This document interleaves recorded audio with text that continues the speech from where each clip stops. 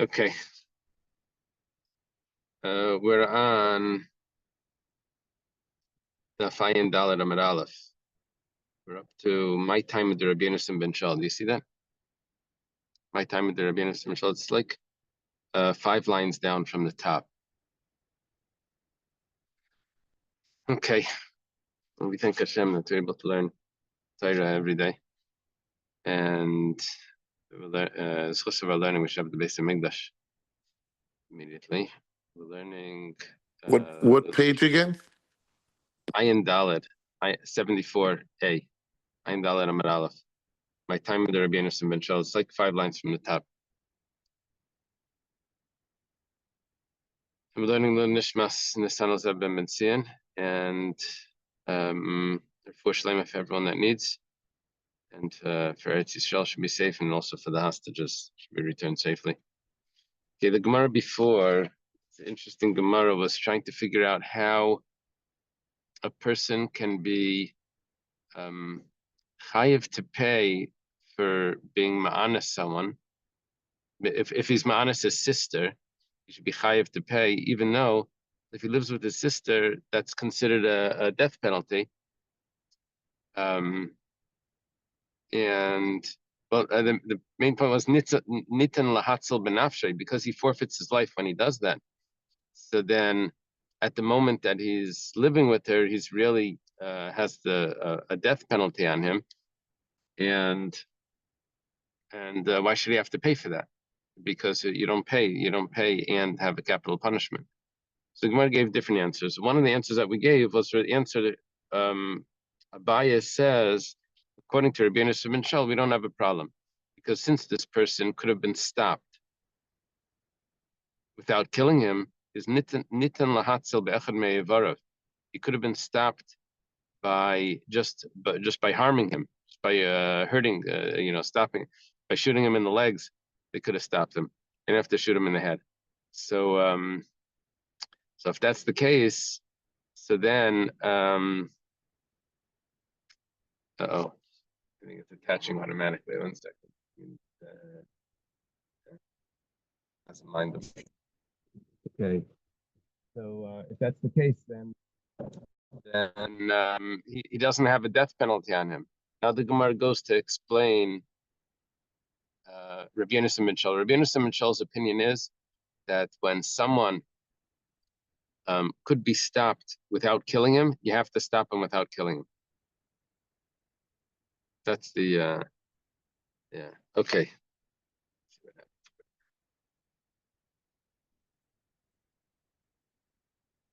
Okay. Now, all right. Let's start the Gemara inside. My time with the Rabbi Yonasan ben Shal. What's the reason for Rabbi Yonasan ben Shal? Why does he say that where does he get it from? That you can't kill a person that's committing this act, because you're able to stop him and prevent him without killing him. So it says like this: the pasuk says, "Ki yinatzu anashim yachdav." If 2 men are fighting, and a woman is there, and they end up hitting the woman, and they kill the child, or one of them hits the woman, and the child dies. So the pasuk says, "V'lo yasin." Pasuk says that there was no harm to the woman. Okay, let's take a look. It says, we're talking about that they were fighting to kill. It's not mitzvah here, it's matzos. Matzos means a conflict, a quarrel. Because the pasuk says that if there is a harm to the woman, I mean, if the woman does die, if there is an accident, the woman does die, then then you have to pay a life for a life, which means that there could be a death penalty here, which means we're dealing with a real fight that could cause death. Nefesh tachas nefesh over here means a life for a life, literally. And nevertheless, the pasuk says that if there is no accident, the woman does not die, then you just pay the father, you pay the husband of the woman for the damages to the fetus. If you're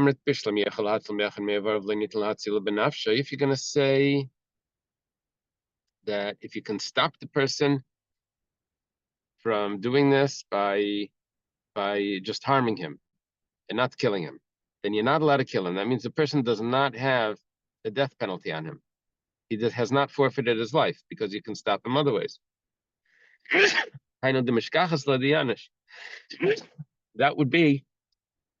That would explain to us very well why he has a monetary penalty. And why? Because he has not forfeited his life, because he could be stopped by just harming him.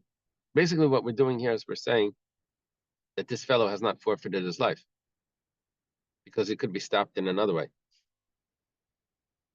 And so therefore he is going to have a monetary penalty. But if we say that someone that could be prevented by just harming him, you're also allowed to kill him. In other words, you don't have to shoot him to halt that he should stop. But you're allowed to shoot to kill, even if that wasn't necessary. If you're allowed to shoot to kill, even if that wasn't necessary, then this person has forfeited his life. Then why should there be a monetary payment? The Gemara says, well, we could get it. We could wiggle out of that problem, and we could say, Shani hacha demisal lezevet tashlumun lezeh. We could say that over here, the death penalty is being caused by his trying to kill the woman. The payment is not going to the woman. The payment is going to the father, to the husband. So when do we say that you only get the more severe punishment? That's only if it's the payment and the punishment is being given to the same person, right? The payment and the capital punishment is to the same person. But if the payment and the capital punishment is to different people, then maybe we would say that they each have their own count, and you get this punishment and you get that punishment.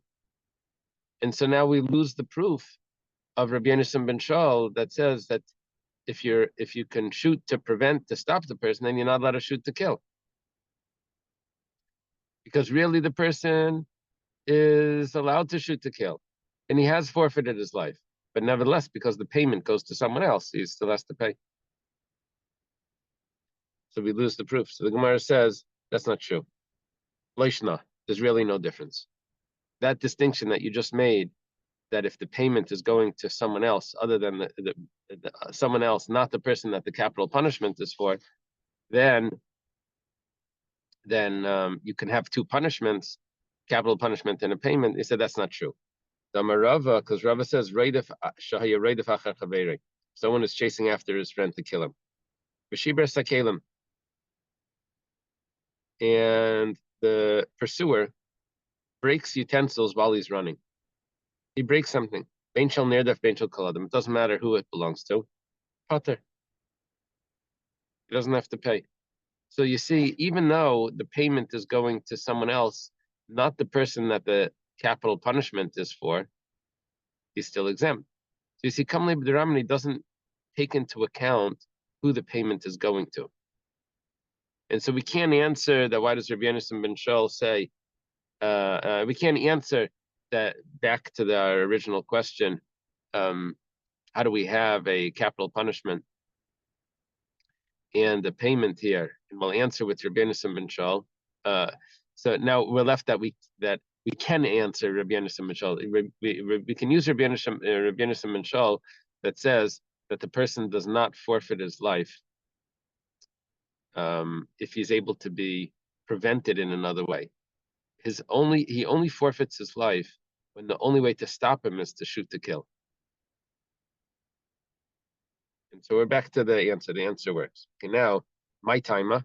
What's the reason Rava says? It doesn't matter. Once he has a death penalty on him, so if at the same moment there's a monetary payment, he's exempt from the monetary payment. It doesn't matter to who it's going. Okay, now Rava goes on and Rava says some other things.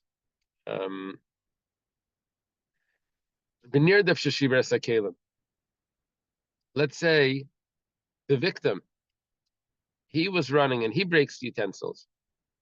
Shiber Kalim Shel Reidif breaks the utensils of the person. He tears the clothing of the guy that's trying to kill him. So Pater, he's exempt. Shall kol adam chayav. But if he breaks anything else, if he takes someone else's things and tries to whatever while he's running or whatever it is, then he's going to have to pay for it. What's the reason? Let's go back to explain this. Shall if Pater, he's exempt if he breaks the utensils of the one that's pursuing him. He was allowed to kill the guy. Allowed to kill him. He can also break his watch, right? Shall kol adam chayev, but he has to pay for anyone else's utensils. Because you save yourself from harm with using something that an item that belongs to someone else. You have to pay for that. You're allowed to, but you have to pay for it. Okay.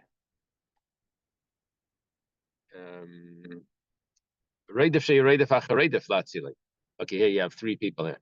Here you have the guy that's the victim. He's running away. Then you have the pursuant, the pursuer, the guy that's chasing him. And then you have someone, the Good Samaritan, that's stepping in and trying to stop the guy that's chasing. Now, if that third person, that Good Samaritan, he breaks something. It doesn't matter who belongs to. He's always exempt. What's the reason? It's not because that's the law. Rather, it's because if we don't say so, basically the Good Samaritan laws, that you have to protect him from any lawsuits, because he's stepping in. If you're going to put on him lawsuits, he's not going to step in. So he's protected. That's the rule over here. Okay. Next piece of Gemara.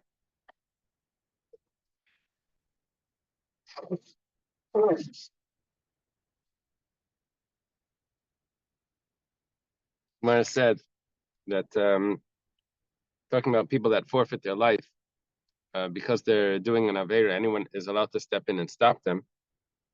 The Mishnah said, but if someone is pursuing an animal because he wants to live with it, that we said that you can't kill the person for doing that. You could be a witness and testify later in court, but not to be not to just kill him because he's doing a sin. Tanya was taught in a brisa. Reb Shimon ben Yochai says,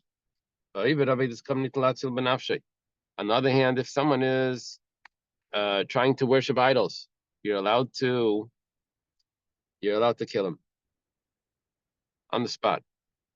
Yeah, you have to stop him from doing that. Mikal v'chaymer, Shemeichai has logic. There's a mapagam hedyet. If there's a disgrace to a person, with disgrace we were talking about, disgrace to a girl. If there's a rapist, you're allowed to kill him on the spot before he commits the act. So too. So mapagam hedyet din latzil benafsho. You're allowed to rescue him. That means save him from the sin by killing him. So pagam gavaya. If there's a disgrace to Hashem, it's about to worship idols like Kolshkein, for sure you should be allowed to kill him. The Gemara asks on Reb Shimon ben Yochai v'chiyonshim min adin, do you create punishments just because you have logic, because of a kal v'chaymer? Usually the Gemara says that you can't do this. Usually the Gemara says ein onshim min adin. You need to have a specific verse to tell us that there's going to be a punishment. The Gemara says, well, we could get out of this because kasavar onshim min adin. Reb Shimon is unique. Reb Shimon has a lot of interesting opinions in Mishnayos and these sources, and he holds that onshim min adin. You're asking me a kasha because other people don't hold of that? He does. He holds that you can you can create a punishment just because that's logical. Okay. Tanya was taught in a brisa. Rabbi Elazar bar Shimon Aimer. This is Reb Shimon Yochai's son. He holds mechalas Shabbos nitin latzil b'nafshe. Not only by avodah zara, but even if someone is mechal Shabbos, you're allowed to stop him by killing him. You save him from sin by killing him. Rabbi, I'm sorry to stop your learning. I'm so concerned. Are you driving now, sir? Or are you in a parked car? Okay, I'm sorry. So what's it called? It's drives by itself. Okay, self-driving. All right, I just want to make sure, sir. Safety first. Sorry. Go back. Okay. I apologize. So Rabbi Elazar bar Shimon says that same thing applies to Shabbos. All right. So we say, what's his logic for that? Say Savala Kavua, he holds like his father. Right, that's Reb Shimon Yochai that says that Ein Shemin Adin. That says the same thing would apply to Avodah Zarah, right? And the same thing would have. Okay, he holds like his father. That's a start. And then he goes on, the Amar Ein Shemin Adin. Vasya Shabbos bechilul chil mi'avedas kichavim. And then he uses Gzeir Shavit. It says by Avodah Zarah, yes, Hashem Chilal, is desecrating Hashem. And then it says by Shabbos, it says the word Mechalaleh, it says the word Chilal. So we learn Gzeir Shavit, Shabbos to Avodah Zarah. So Rabbi Elazar Bar Shimon has that. Once he accepts his father's view, that you're allowed to stop a person from committing Avodah Zarah, from idolatry, then he has a Gzeir Shavah that extends also to Shabbos. And he can stop a person from violating Shabbos. He holds like his father in one step further. Okay. The following Gemara is quite a famous Gemara. And this is the source. This is the source of this Gemara. It's quoted in other places, but this is goes like this. It says, Amar Rabbi Yechanan Mishim Reb Shimon ben Yitzadek. Rabbi Yechanan says the name of Reb Shimon ben Yitzadek, Nimna v'gamra b'aliyas beis natza belud. It was determined. It was decided in the attic of Beis Natza and Lud that kol aveir shebeTorah, any sin in the Torah, imaymrim la'adam avar b'ali teiharig. If someone comes up to a person and says, you need to violate this, you need to transgress this sin, and if not, then we're going to kill you. So the rule is yavar val yaharig, you should transgress and not get killed. However, except for those three cardinal sins, which are idolatry, adultery, and murder. That means if someone says that you have to worship idols, or else they're gonna kill this person, so he should get killed. Same as with adultery. If they force him to live with someone, so he should rather get killed.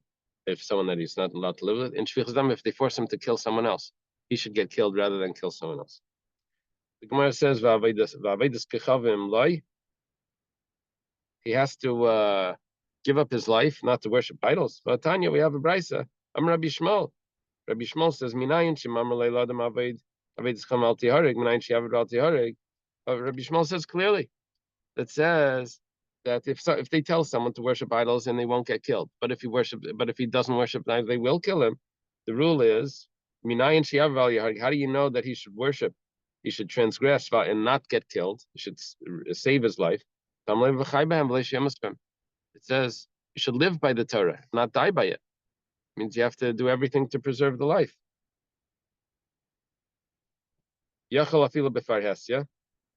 Maybe this would apply even in public. This is Rabbi Shmuel's view, that a person should transgress and not give up his life for idolatry. And maybe this applies even in public, that he should preserve his life. You should not profane you should not profane my holy name, and I should be sanctified. You should sanctify me, and I should become sanctified. I should become sanctified. Inu Damar Rabbi Eliezer. The Gemara explains that they hold like Rabbi Eliezer. The Tanya Rabbi Eliezer says, so in other words, there's a machlekes here. But following the view of Rabbi Eliezer, we're going to say that rule applies of the three sins, including Avodah Zarah. Which says, he says like this: You should love Hashem your God with all your heart, with all your soul, and with all your might. What does your might mean? It means with your money, right? If it says with all your soul, if you have to love Hashem with all your soul, you have to give up your life. So of course, if we have to give up your money, and if meidecha means something more than nafshecha, then why does it have to say b'chol nafshecha? So the Gemara explains, if there's a person that his body is more important to him than his money, which I assume that's the typical, that's why it says with all your soul, which takes it a step further. Not only do you have to give up all your money, but you have to give up your entire life. However, but if there's someone that his money is more important to him than his life, he would risk his life to make money or to save money. So for him, regarding him, it says that you love Hashem with all your might, with all your money. Now, each one is taking it a step further than the other one, depending on the person's values. Okay, so according to him, you see that you have to, in order to not to worship idols, which would go into the category of Haftas Hashem Alekecha, right? To love Hashem, that even if it means giving up your life. That's what we're learning over here. And Rabbi Yishmael wouldn't hold of this. So that's our explanation. Okay, now the Gemara says, Gila Rayas Shvichas Damim Kiderebi. When we say Gila Rayas Shvichas Damim, that a person has to give up his life for that, that would be following what Rebbe says. And I think we had this before, like a day or two ago. It says, the Tanya was taught in a Brisa, Rebbe Yomer. Rebbe says, we explained why is the victim a rape victim? Why is she exempt? It says, well, it's just like murder. It's like someone came and is harming her. So we did this comparison, the rapist to the murderer. So we say like this, this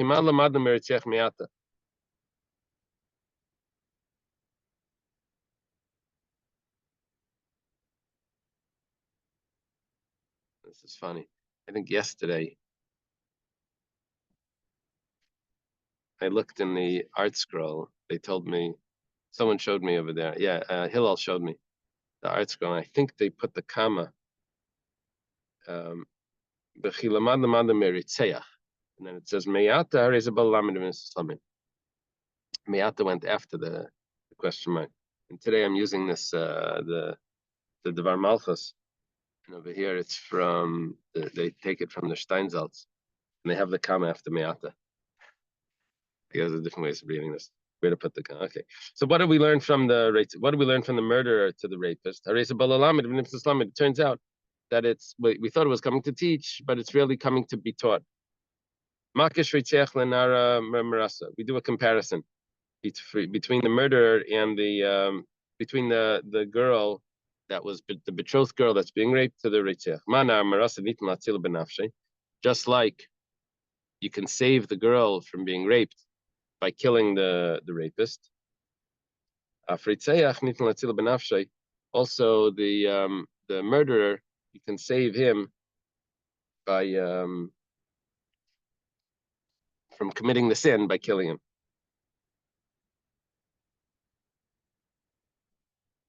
Yeah, it would both be on him. You stop the rapist, you save the rapist by killing him. You save him from his sin, from committing a sin by killing him. The expression here, nitan la'atzilai benafshay, has different ways of reading it. But one of the ways of reading it is that you save him you stop him from committing the sin by killing him.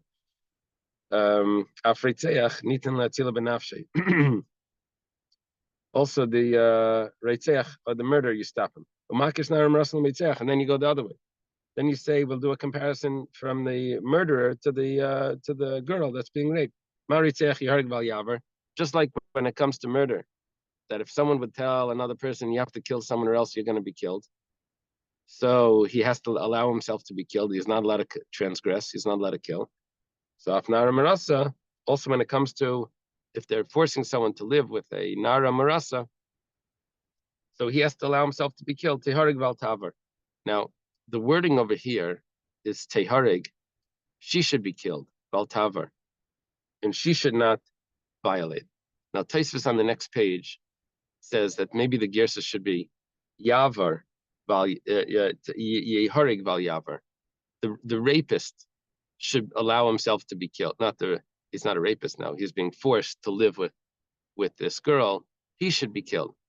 Because there's going to be a problem here with does the rule of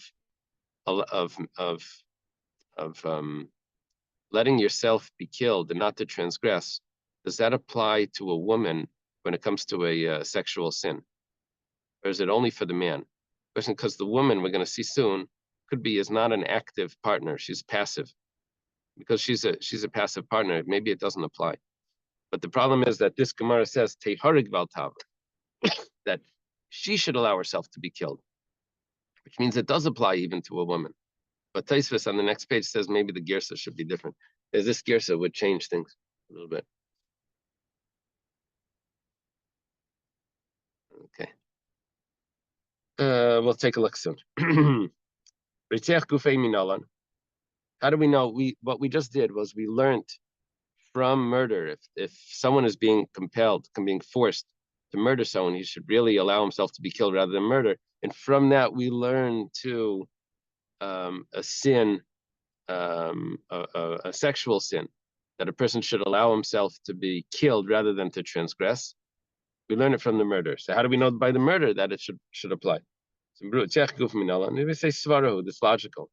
Do dasalakami the Rava, those a person that came to Rava Amalei, tells to Rava Amalei Mari Durai, the governor of my city, he told me, Zil Katli Laplanya, Vilai Katlin and Lach, it's like gangsters. He says you have to go kill someone, and if you don't kill him, we're gonna kill you. They gave him a assassin job. He has to kill someone. So he goes to Rava. He says, "What should I do?" Amalei, you should allow yourself to get killed and not to kill. How do you know that you're the important one here and your life needs to be preserved? Maybe the other person, his life is more important and his life needs to be preserved. Rashi mentions the Svar. He says, when it says it's logical, he says, look, someone's going to die here. The question is if there's going to be a death with you transgressing, or is there going to be a death without you transgressing? If the other person dies, then there's a death and you did the sin. But if the first person dies, then it was whoever's forcing him. So it was only he that died. It was a death without the sin. I mean, whoever killed him was the sin, but that maybe wasn't the Jewish person. And then the other logic is the way the Gemara words it is that how do you know whose life is more significant? This is the Gemara's wording is, how do you know whose blood is more red? It means how do you know whose life Hashem wants? Okay. Maybe that person, his blood is more red. Rav Dimi came, he taught in the name of Rabbi Yochanan. He traveled to Babel, he taught over from Rabbi Yochanan. He says, when do we say that a person should transgress and preserve his own life? That's only if the government is not trying to outlaw, it's not religious persecution. If the government is trying to outlaw the religion, then then a person has to give up his life. Because Rashi explains that we don't want to let the Goyim just outlaw the Jewish religion. We have to really stand strong in every detail. Okay. That's the opinion of Rav Dimi in the name of Rabbi Yochanan. When Rabban came, he said in the name of Rabbi Yochanan, even if it's not a time of religious persecution, but when should a person preserve his life? That's only if it's in private. But if it's in public, then a person has to even give up his life even for a light mitzvah. My mitzvah kala, what do you mean a light mitzvah? Amarava bar Rav Yitzchak. Amarav, what's the light mitzvah that we're talking to? Afilu l'shunuye arkasa the Masana, even if it means changing a shoelace. There's this famous Gemara that the Jewish people had a different color shoelace, then it was more modest. And if they would force a person to change from his modest shoelace to this other type of shoelace, he should give up his life because it's in public. Bekama parhesia, what does it mean public? How public is public? It says, well, I'm Rabbi Yaakov, I'm Rabbi Yochanan, parhesia pchusim yasara b'nei adam. Parhesia is going to be 10 people. It can't be less than 10 people. Pshita Yisraelim Be'inan. I would understand that it's obvious that when we say 10 people, we're talking about 10 Jewish people. Yeah, because the pasuk says, "And I will be sanctified amongst the Jewish people." That means the person has to sacrifice his life when he's in a group of 10 people. By Rabbi Yirmiyah has a question. Tisha Yisrael v'Nachri Echad. Let's say the majority is Jews. There's 9 Jews, but there's 1 non-Jew. Is that considered public? So Tashima, come and listen. The Tani Rabbi Yanai Achud Rabbi Chia Barabba. Rabbi Yanai taught Rabbi Yanai, the brother of Rabbi Chia Barabba. Chia Barabba is the student of Rabbi Yechanan. He says, Asya Teich Teich. It says we learn a verbal analogy from the word Teich. Teich means amongst. Over here it says, you see the word Teich in there? It says, I should be sanctified amongst the Jewish people. And over there it says, you should be separated from this people, from this congregation, separate yourself from this congregation. Malala Nasara, just like over there were 10. That was talking about by the spies, not by the spies. Yeah. So it says there were 10 spies that were going to that brought back the evil report. 2 of them, the 12 spies, it was Yeshua and Kalev, brought back a positive report. The 10 brought back the evil report. So for them, regarding them, it says separate from them, from this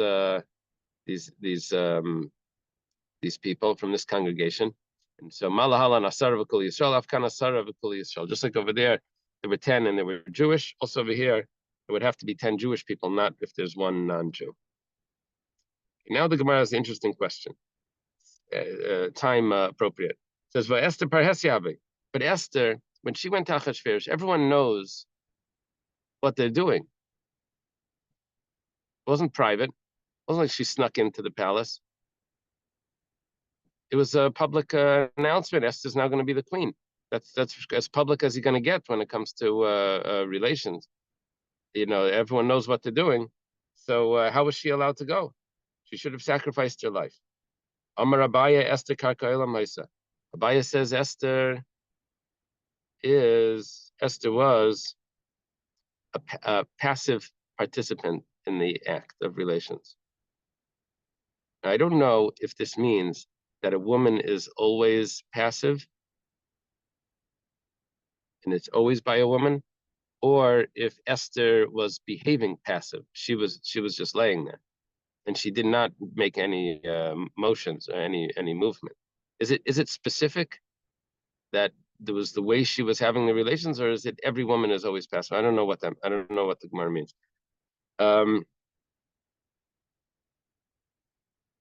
Tosfos over here mentions something interesting.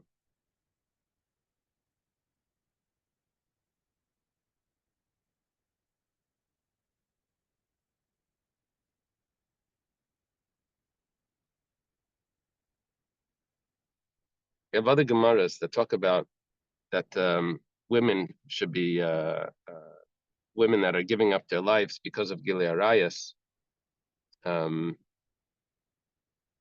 And it says that it wasn't necessary for them to do that.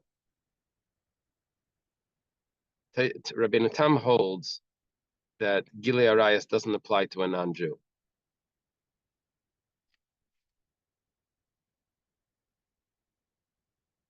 To the extent that if a non-Jew lived with a married woman, the rule would be that he would not be allowed to marry her, even if he converts. Normally, if there's a man that lives with a married woman, even if they divorce, even if the woman divorced her husband, she can never go and marry that man. Rabbeinu Tam says that doesn't apply to a non-Jew. If a non-Jew lives with a woman and then the non-Jew converts and the woman gets divorced, he's allowed to live with her. He's allowed to marry her. He says because that first relations isn't considered relations. He holds that a non-Jew is just like the relations of a non-Jew is just like an animal. It has no significance it doesn't play out. And that's the Rabbeinu Tam's view. But the Rabbi Yitzchak, the Rivam, argues on him. And this takes us back to the Girsa before that we mentioned, do we say who has to give up their life?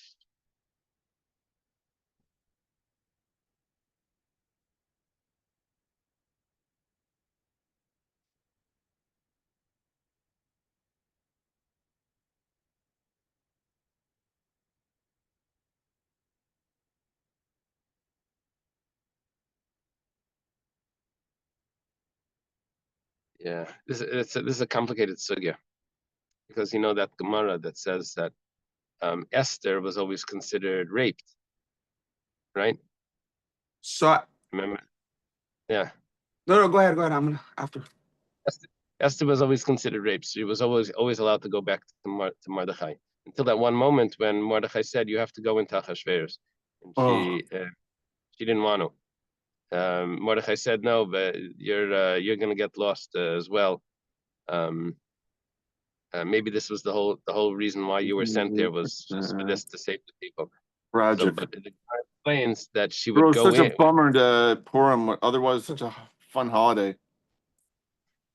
So okay. So when she went in now willingly, now she wasn't able to go back to Mordechai.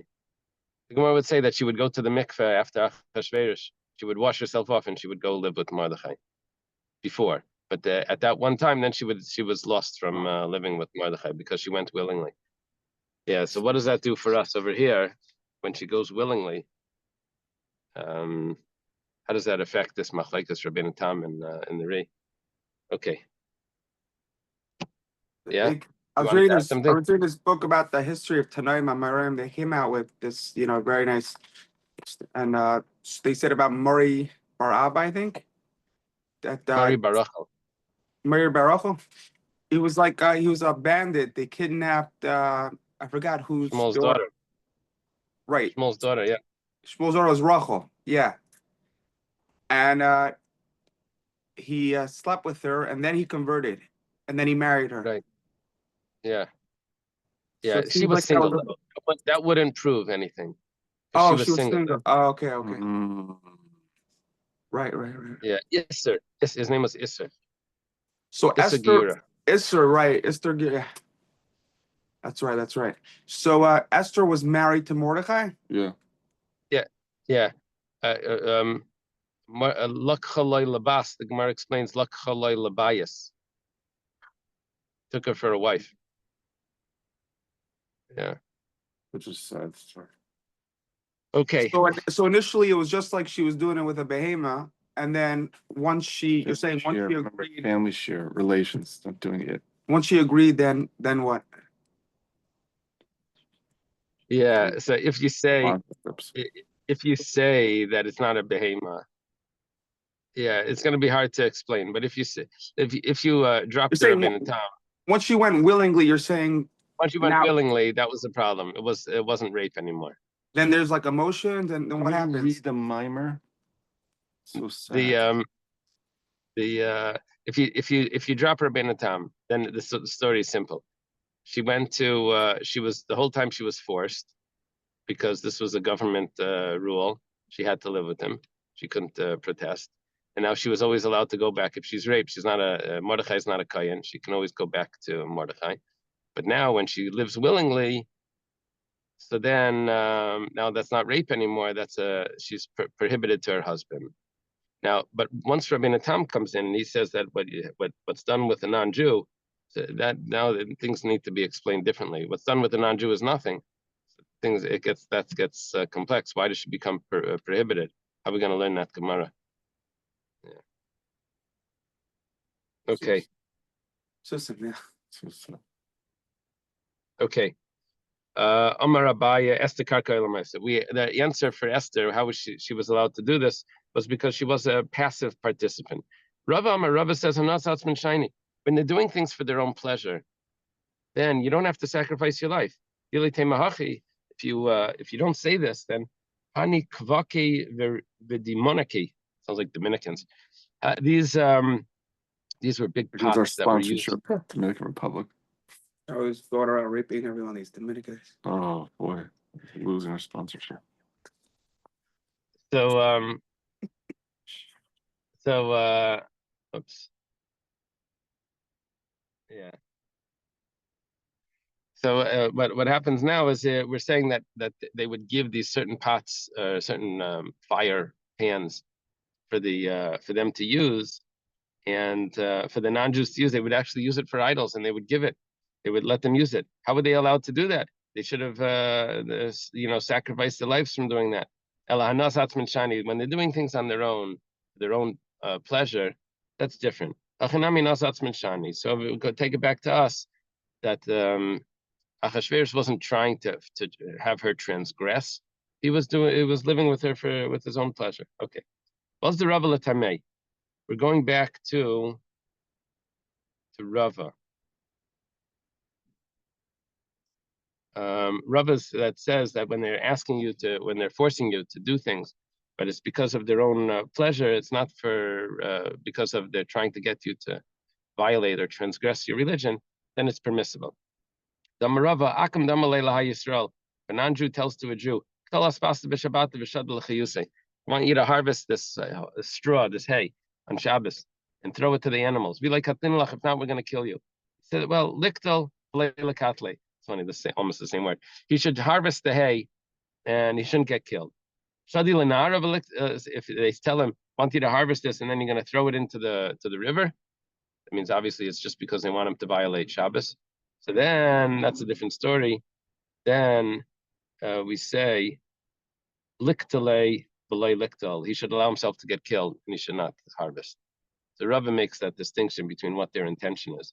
My taima, laburi milsa kabai, because they're trying him to violate they're trying to get him to violate the Torah, and that we don't allow. They asked Rabami, ben noach mitzvah al kadosh Hashem, ayin mitzvah al kadosh Hashem. Is a non-Jew, a Noachide, is he obligated to give up his life for some of those Noachide laws, or for any of those Noachide laws? Amar Abaya Tashma. Abaya says, I can prove it to you. It says, Sheva mitzvahs nistav b'nei noach, v'misa tamnayin havi. If he would have to give up his life, then he would have one more mitzvah. It would be 8 mitzvahs, not 7 mitzvahs. Another mitzvah of sanctifying God's name. Amalei Rava says, that's not a good answer. Because each one of those mitzvahs has an extreme in it that it's not the sacrificing his life is not an 8th mitzvah. It's a detail in each one of those mitzvahs. So there's really 7 mitzvahs, and each one has the extreme detail that he has to even sacrifice his life for that. There's different ways of counting it. My havi Allah. So how do we conclude? Amar Ravada Barava Amri Bei Rav. Ravada Barava says the name of Rav. Siv Ledvar. This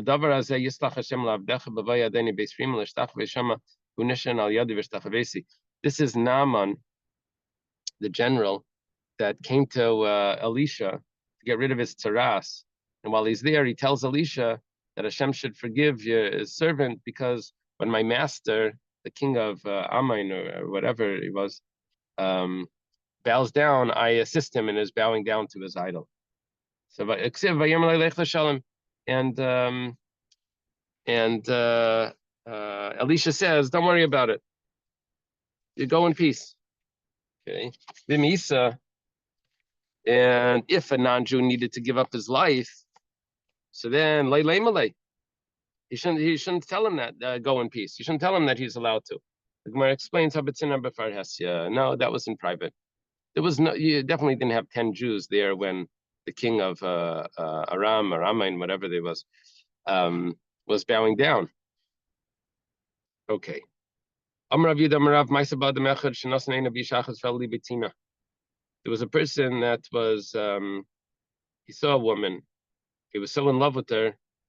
He was love struck, and that his heart was got weak. Something happened to his heart.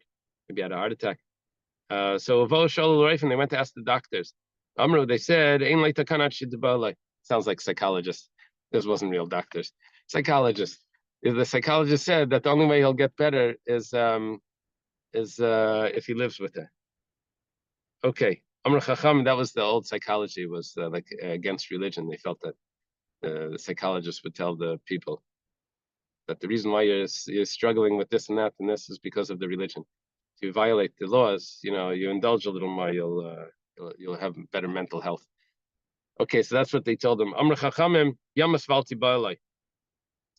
So the sages said, let him die. We can't just let him live with this girl. Tamal Lefanav Aruma. They said that it would be okay. He would be satisfied if she just stands naked, and that would satisfy his desires in front of him. The Yamas. So it says the sages said he should die, and she shouldn't stand naked in front of him. He just wants to talk to her from behind the fence. Sounds like texting. He just wants to communicate with her. It says no, she should die. Not she should die. He should die and not communicate with her. Now there's a machlekes about the story. There's a machlekes. These two sages. One says that she was a married woman. That's why we're being so strict. One says she was a single girl. We can understand why they're being so strict. It's a married woman, and he has no right to doing that. But if she's a single girl, why are you being so strict? He could marry her. Papa says that this was shameful to the family. Wow, it's going to die. We're concerned about shame to the family. We don't want this to continue. If you some things that if you just let them happen, then people are going to do this the next time and the next time and the next time. You have to put a stop to this. People are just going to say that I'm going to die if I don't see her. Why doesn't he marry her? Marrying her wasn't an option. You see, what the Gemara before was saying was, if she's a single girl, so what's the problem? It's not such a big avera, right? So now the Gemara is saying, well, let him marry her. He says, no, he wouldn't have been satisfied with marriage because the pleasure of relations has been taken away from the normal relations of husband and wife. It's only been given to people that commit adultery. The